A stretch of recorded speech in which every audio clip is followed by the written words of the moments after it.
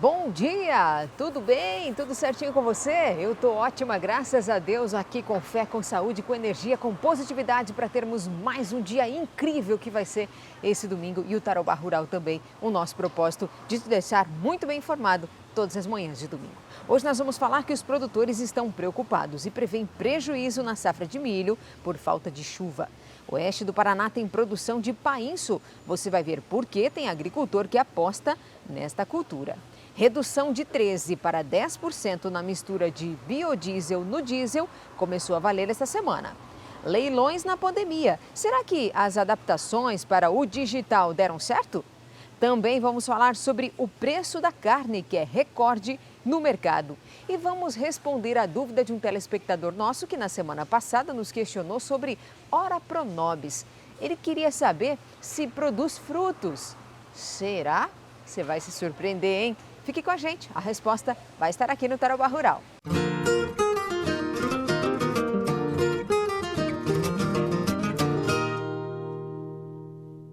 Choveu aí na sua propriedade rural, na sua casa, durante esses últimos 2, 3 dias? Tomara que sim, mas na maioria dos lugares isso não aconteceu. Ou então em volume bem pequeno. Aquela chuva boa que molha a terra e que também rega as plantas, tá difícil de acontecer. E os produtores, principalmente de milho, estão preocupados. 248 hectares de milho. O proprietário é seu Walter, morador da região de Espigão Azul, distrito que fica a aproximadamente 12 quilômetros de Cascavel. Andando pela lavoura, ele identifica os problemas causados pela falta de chuva. Esse pé aqui é danificado por praga, ó. Por praga, daí ele larga os outros perfis embaixo, que é uma coisa que prejudica a própria planta, que a planta está estressada, então ela vai se defendendo, soltando mais coisa por falta de umidade. Daí que nem esses outros aqui, ó. Esse aqui é falta de umidade, atrasou nascer, tá fraquinho, esse não vem no meio do outro. Esse aqui vai ficar perdido, né? E não para por aí, o manejo de praga também está difícil de lidar. Essas lagartas aqui vêm em função do seco, de falta de chuva, né? Daí vai se proliferando cada vez mais praga, né? Aí você faz a aplicação dos defensivos e não tem controle, porque falta de umidade. Se tivesse chuva, teria como eliminar? Se tiver chuva, você passar, ela sai para fora de dentro do cartucho, porque entra água, né? Daí quando ela sobe para fora, o veneno pega, ela morre. Mas grande desse tipo aqui, dificilmente você consegue atingir ela e matar ainda. E assim ela prejudica muito aqui. Ela come toda a ponteira do pé de milho, quando ele vai pendoar, sai um pendão danificado, daí não tem pólen, não puniliza a espiga. Aqui o milho foi plantado no dia 10 de março, com atraso por conta do último cultivo de soja, que também teve problema. O milho, ano passado, nessa época, ele já estava em florescimento, né? Porque foi plantado uns 35, até 40 dias antes, certas lavouras, né? Então, daí esse ano plantou mais tarde, ainda diminuiu 40%, 50% da área que ia plantar e ainda ficou tarde o plantio, né? A última chuva de abrangência regional foi registrada no dia 16 de março, porém com pouco volume, entre 12 e 33 milímetros, de acordo com o DEREL, o Departamento de Economia Rural. Por enquanto, o produtor deve continuar monitorando o desenvolvimento da planta e olhando lá para cima. Mas o mês de abril também não deve atender muito às expectativas. Essa região produtora que está aí aguardando essa quantidade de água para que o solo possa umedecer e a planta consiga, principalmente o milho, né, expressar o seu potencial do crescimento, não tem acontecido e possivelmente não vai acontecer, pelo menos para os próximos dias. Talvez o mês de abril realmente seja um dos meses aí mais seco. É um alívio que, pelo menos para os próximos 15 dias, não existe a possibilidade da entrada de nenhuma frente fria capaz de causar geada, mas capaz de trazer água com abundância. Eu acredito que nós, pelo menos o que mostra até o momento, isso ainda não será possível. Com o sol predominando, o prejuízo está previsto. Existe essa possibilidade, se chover e não der frio, de dar milho ainda, né? Porque está escasso o milho meio no mundo inteiro, né? Está fazendo falta para tratar os animais aí, o preço está subindo bastante e não se encontra milho. Mas o senhor acha que vai conseguir colher a mesma coisa do ano passado? Ah, não, isso aí pode descartar, que a mesma colheita do ano passado, do outro ano, está imprevisto. Atenção que tem novidade na MA Máquinas, que é revenda John Deere para Cascavel e toda a região. Você é a força do campo. Nós somos o reforço. São mais de 32 pontos de venda espalhados por nossa região. Com mais de 100 milhões de investimentos em estoque de peças, mais de 1.100 colaboradores dedicados pensando no seu sucesso e 5 centros de suporte à operação, monitorando e auxiliando você a tomar as melhores decisões para uma safra mais produtiva. John Deere, há mais de 40 anos, somando forças com você para fazer prosperar o Paraná.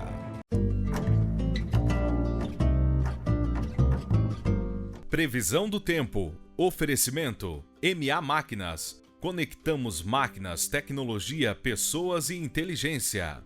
A tendência é que esta semana seja de estabilidade para a previsão do tempo. Veja que para Cascavel não tem previsão de chuva, pelo menos até quarta-feira. Temperatura variando entre a mínima de 16 hoje e a máxima de 29 graus nesta segunda-feira. Na região de Palotina também não deve chover, só as temperaturas ficam mais elevadas por lá. Mínima hoje de 18, máxima amanhã à tarde de 32 graus. Na região de Guarapuava, hoje pode ter pancadas de chuva isoladas no período da tarde e à noite. Temperatura mínima de 12 graus pela manhã e 23 graus no período da tarde. Na região de Campo Mourão, noroeste do estado, sem previsão de chuva de hoje, pelo menos até quarta-feira. Temperatura mínima hoje de 16, amanhã também, máxima de 30 graus, tanto hoje quanto na quarta-feira. A redução de 13% para 10% na mistura de biodiesel ao óleo diesel deve afetar a cadeia produtiva da soja e também de carnes. Mas em que sentido isso deve afetar? Tem especialistas no assunto que vão falar agora aqui no Tarobá Rural. Entidades ligadas à produção de biodiesel consideram que a medida transfere todo o ônus da alta do preço dos combustíveis ao setor. Olhar só o preço do óleo ou o preço do biodiesel e esquecer da carne, do frango, do porco, do ovo, que se utiliza desse farelo como ração, a proteína vegetal que vira proteína animal, é baixar a mistura de biodiesel, mas diminuir a oferta de farelo, que, por consequência, vai acabar gerando preço na gôndola do supermercado. A redução de 13% para 10% será aplicada no 79º leilão de biodiesel promovido pela ANP, Agência Nacional do Petróleo, Gás Natural e Biocombustíveis.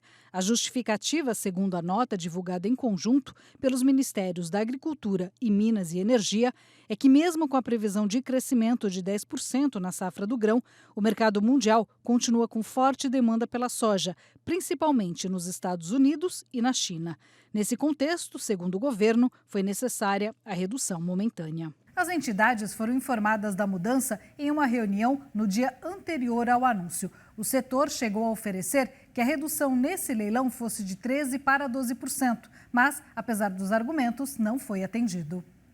O biodiesel vai pagar a conta pelo aumento do preço do diesel na bomba. É um prejuízo para as empresas, para o setor e para a sociedade. O que o governo poderia ter feito era uma redução menor da mistura, porque a gente precisa entender a situação do governo. Agora, ele fez uma redução tão grande, de 13% para 10%, que nós estamos seriamente preocupados com a sobrevivência da nossa indústria. O setor aguarda uma posição sobre a vigência da redução. Segundo a ABIOV, a Associação Brasileira das Indústrias de Óleos Vegetais, o governo sinalizou para uma redução temporária, concentrada nos meses de maio e junho. Se não voltar ao nível de mistura normal, se o governo não disser já que vai voltar ao nível de mistura normal, o mercado todo vai ler que não vai voltar ao nível de mistura, e aí os produtores de óleo vegetal, ou seja, quem compra soja,